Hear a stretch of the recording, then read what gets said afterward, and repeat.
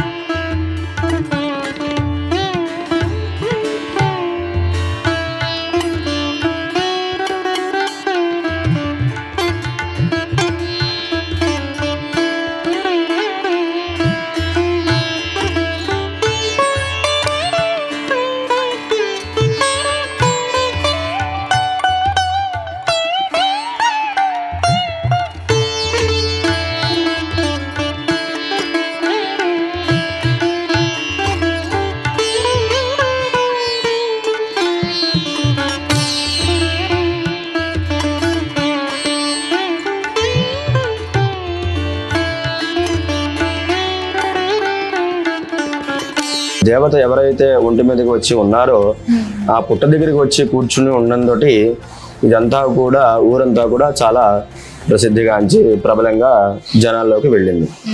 ఆ తర్వాత నుంచి ఇక్కడ ఉన్నటువంటి వాసులే అందరూ కూడా ఈ యొక్క పుట్ట వద్దున పూజలు చేస్తూ స్వామివారికి చిమ్మిరి నైవేద్యం పెట్టుకుంటూ దీపారాధన చేసుకుంటూ ఒక్కొక్కళ్ళు ఒక్కొక్క రోజుగా చేసుకొని స్వామివారిని ఎంతో ఆరాధించుకుంటూ వచ్చారు. అలా 98లో చూసి ఆ నాగదేవత ఆవిడ ఎందనమాట, నాకు ఆలయం కట్టండి అని చెప్పేసానంటే వీళ్ళందరూ అన్నారు, రెక్కాడితేనే కానీ డొక్కాడినటువంటి కష్టాలు మా అందరివి, మేము ఆలయం కట్టలేమమ్మా అని చెప్పేసని వీళ్ళందరూ ఆ దేవతకి నమస్కారం చేసుకుంటే ఆవిడే పూరి గుడిసెలా వేసేయండి చాలు నాకు అని చెప్పేసని పూరి గుడిసె వేయమంటే అప్పుడు వీళ్ళు తాటాకి పందిరి కిందన ఒక గుడారం నిర్మించారు ఆ యొక్క పుట్ట వద్దకి. అప్పటి నుంచి ఇప్పటి వరకు కూడా ఈ యొక్క ఆలయం ఎంతో దినదిన ప్రవర్ధమానమగుతూ వస్తూనే ఉంది. అలాగే విశేషంగా ఈ యొక్క 1998వ సంవత్సరం యొక్క పుట్ట చూడడము, తర్వాత 2001 సంవత్సరానికి ఆలయం మొత్తం అంతా కూడా పూర్తి అవడం జరిగింది. అలాగే ఈ మినీ బైపాస్ అప్పట్లో కూడా కొత్తగా పడినటువంటి రోడ్డు అనమాట. అలా ఈ యొక్క లారీ డ్రైవర్లు వీళ్ళందరినీ కూడా చందాలు వసూలు చేసుకొని ఇక్కడ ఉన్నటువంటి వాసులు ఎవరైతే ఉన్నారో వాళ్ళు అందరూ కూడా ఈ లారీ డ్రైవర్లకు వెళ్ళే వాళ్ళని కానీ తర్వాత ఊరంతా కూడా చందాలు వసూలు చేసుకొని ఈ యొక్క ఆలయాన్ని ఇంత వైభవంగా నిర్మించడం జరిగింది.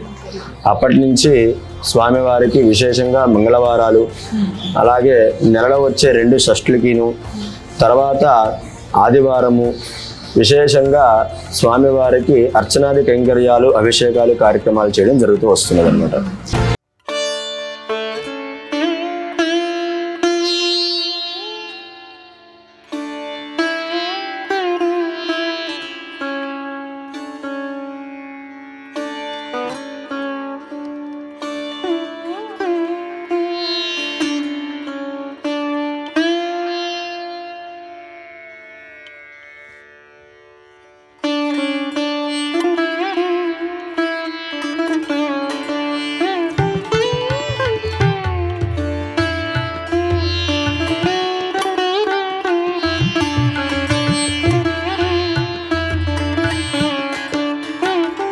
వస్తారు అనే విషయం మేము తెలుసుకున్నామండి.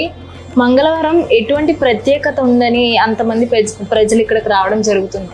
ఇప్పుడు మంగళవారము స్వామివారికి ఎందుకు ప్రత్యేకత అంటే జాతకంలో ఉన్నటువంటి కుజదోషాలన్నీ కూడా నివృత్తి అవడం నిమిత్తముగా ఈ యొక్క మంగళవారం నాడు స్వామివారి ఆరాధన చేసుకోవడం అనేది ఎంతో విశేషము.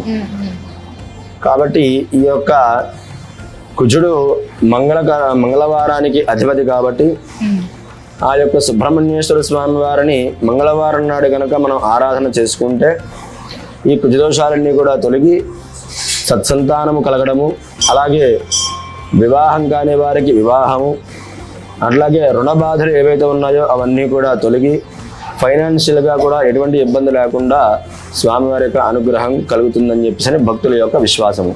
అట్లాగే మంగళవారానికి అధిపతి కుజుడు, సుబ్రహ్మణ్యేశ్వర స్వామి వారికి అధిపతి, కుజుడికి అధిపతి కూడా సుబ్రహ్మణ్యేశ్వర స్వామి వారు. అందుకనే ఇప్పుడు చూడండి, మనకి ఎవరైనా సరే పెద్దవాళ్ళు చెప్పిన మాట వింటూ ఉంటాం. అట్లాగా ఈ యొక్క కుజుడు సుబ్రహ్మణ్యేశ్వర స్వామి వారి యొక్క మాట వింటారు కాబట్టి ప్రత్యేకించి ఈ యొక్క మంగళవారం నాడే స్వామివారి ఆరాధన ఎక్కువగా చేసుకుంటూ ఉంటారు. అట్లాగే ఎంతో విశేషముగా మన ఆలయం ఎక్కడా జరగనటువంటి విధంగా పళని క్షేత్రాన్ని మనం ప్రామాణికంగా తీసుకుంటాము. మనం చూసుకుంటే కనుక సుబ్రహ్మణ్యేశ్వర స్వామి వారి ఆలయాలన్నీ కూడా తమిళనాడులో ఎంతో విశేషంగా ఆలయాలు విరాజిల్లుతూ ఉంటాయి.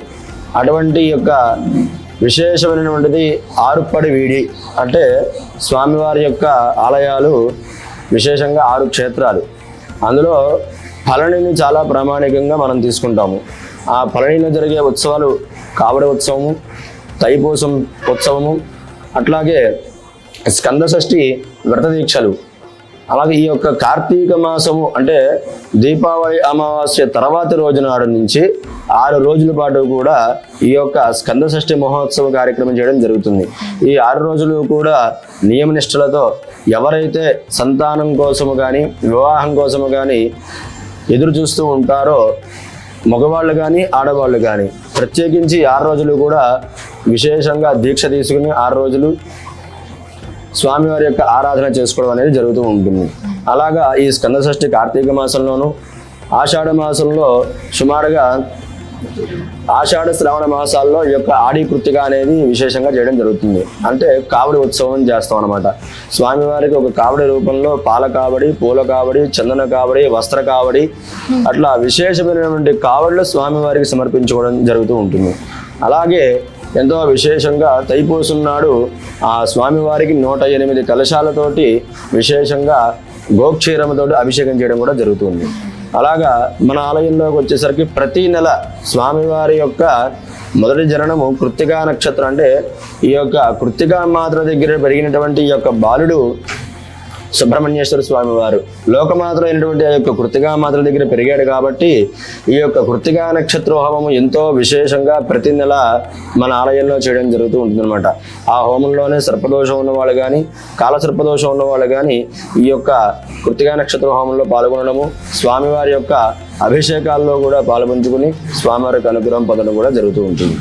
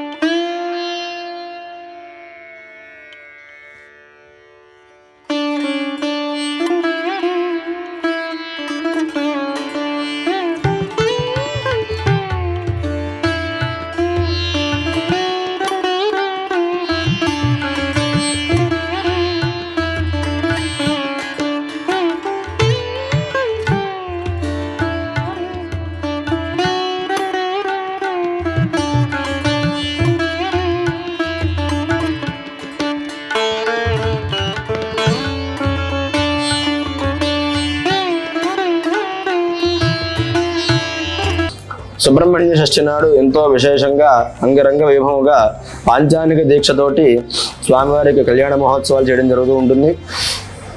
అలాగే పండుగని ఉత్తరము అంటే పాల్గొన మాసంలో, పాల్గొన చైత్ర మాసాలలో వచ్చేటువంటి ఈ యొక్క పౌర్ణమి నాడు స్వామివారికి ఎంతో విశేషంగా మనకి వల్లి కళ్యాణం, అంటే ఆ రోజు సుబ్రహ్మణ్యేశ్వర స్వామి వారు కైలాసం నుంచి దిగి వచ్చి వల్లి అమ్మవారిని ఒక సర్పరూపంలో ఉన్నప్పుడు స్వామివారు కూడా సర్పరూపాన్ని ధరించి ఆ యొక్క వల్లి అమ్మవారిని వివాహం చేసుకోవడం జరిగింది. కాబట్టి ఆ యొక్క ఉత్సవం కూడా మనం ఈ యొక్క వల్లి కళ్యాణ మహోత్సవం అని చెప్పేసి అని విశేషంగా ఆ యొక్క కళ్యాణం కూడా చేయడం కూడా జరుగుతూ ఉంటుంది అన్నమాట.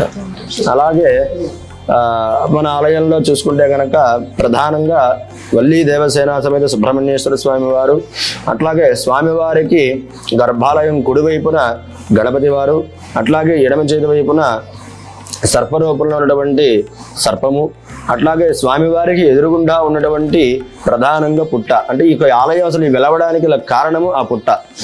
స్వయంభూగా స్వామివారు ఆ యొక్క పుట్టలో వెలిసి మనకి తమిళనాడు నుంచి కూడా ఒక మహర్షిని, ఒక స్వామీజీని పిలిపించి లూనాని గారు వాళ్ళ హయాంలో ఈ యొక్క ఆలయం కట్టమని చెప్పేసి ఆ స్వామివారి యొక్క ఆదేశానుసారము ఈ యొక్క ఆలయం కట్టడం జరిగింది. కాబట్టి అలాగే విశేషంగా ఆ యొక్క పుట్టలో నుంచి ఉన్నటువంటి ఆ స్వయంభూ స్వామివారే ఈ యొక్క ఆలయం కట్టమని చెప్పారు. కాబట్టి అందరూ కూడా చందాలు వసూలు చేసి ఆలయం కట్టడం జరిగింది. అలాగే దక్షిణ వైపున చూస్తూ ఉన్నటువంటి ఈ యొక్క ఆంజనేయ స్వామి వారు ఎంతో విశేషమైనది. రావి చెట్టు కింద ఉన్నటువంటి ఆంజనేయ స్వామి వారు, అట్లాగే దక్షిణాభిముఖంగా చూస్తున్నటువంటి ఆంజనేయ స్వామి వారి ఆరాధన ఎంతో విశేషమైన ఫలితాన్ని మనకి కలగజేస్తూ ఉంటుంది. అట్లాగా ఈ యొక్క ఆలయంలో సర్పదోషాలు ఉన్నవాళ్ళు కానీ, కాల సర్పదోషాలు ఉన్నవాళ్ళు కానీ రావి చెట్టు వేప చెట్టు కలిసి ఉన్నటువంటి యొక్క చెట్టు కిందన సర్ప ప్రతిష్టలు చేయడం కూడా జరిగింది. అట్లాగా ఎంతో మందికి ఈ యొక్క సత్సంతానము కలిగి అందరూ కూడా ఈ సుబ్రహ్మణ్య షష్ఠి నాడు విశేషంగా ఈ యొక్క కార్యక్రమంలో పాల్పంచుకుని కళ్యాణ మహోత్సవంలో పాల్గొనడం కూడా జరుగుతూ వస్తుందన్నమాట. ఈ 5 రోజులు జరిగేటువంటి ఈ సుబ్రహ్మణ్య షష్ఠి ఎంతో విశేషంగాను, అలాగే భక్తుల యొక్క సహాయ సహకారంతో అంగరంగ వైభవంగా పాంచానిక దీక్ష అంటే 5 రోజుల పాటు ఈ యొక్క కళ్యాణ మహోత్సవం నిర్వహించడం జరుగుతుంది. ఆ కళ్యాణోత్సవం అయిపోయిన తర్వాత విశేషంగా కొన్ని వేల మందికి అన్నదానం చేయడం కూడా జరుగుతుంది.